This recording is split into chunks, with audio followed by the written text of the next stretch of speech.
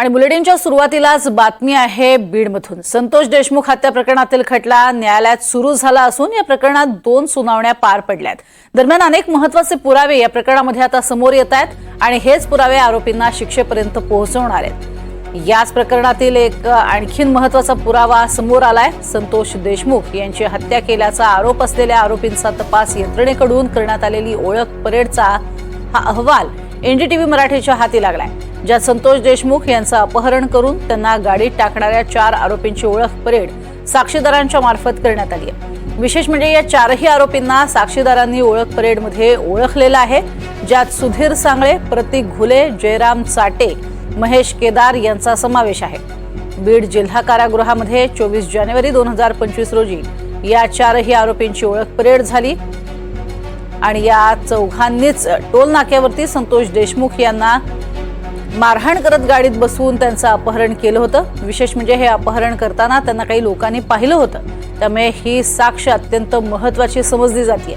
तर या साक्षीदारांनी ओळख परेडमध्ये देखील या 4ही आरोपींची ओळख पटवत हेच अपहरणकर्ते आहेत असं सांगितलंय।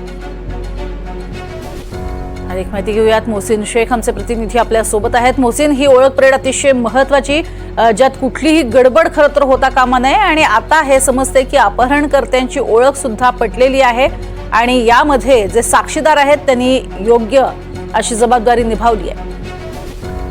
नक्कीच आपण जर बघितलं तर वेगवेगळे पुरावे येत आहेत आणि हे पुरावे अत्यंत महत्त्वाचे ठरतात। यात आता आरोपींची ओळख परेड हा अत्यंत महत्त्वाचा भाग असतो।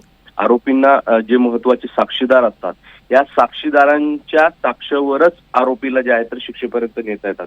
त्यामुळे साक्षीदारांची साक्ष अत्यंत महत्त्वाची असते आणि या साक्षीदारांनी या प्रकरणातील 4 आरोपींना जे आहे तर ओळखलेलं आहे। त्यांची जी ओळख परेड झाली होती त्यात त्यांनी ओळखलेलं आहे। आता हे 4 आरोपी कोणते, तर आपण जर बघितलं तर त्यांची नावं देखील आलेली आहे।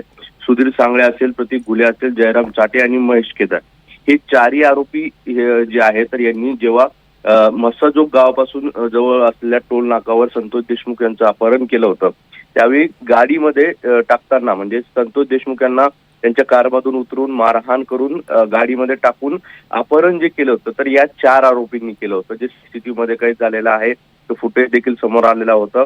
आणि हे सगळं अपहरण करणाऱ्या या 4ही लोकांना तिथल्या काही लोकांनी बघितलं होतं आणि त्या लोकांची ही साक्ष जी आहे तर अत्यंत महत्त्वाची आहे आणि त्या 4ही अपहरणकर्त्यांची ओळख परेड जी आहे तर बीड जिल्हा कारागृहात झाली आणि साक्षीदारांनी या चौघांना जे आहे तर ओळखलेलं आहे आणि ही साक्ष अत्यंत महत्त्वाची ठरणार आहे।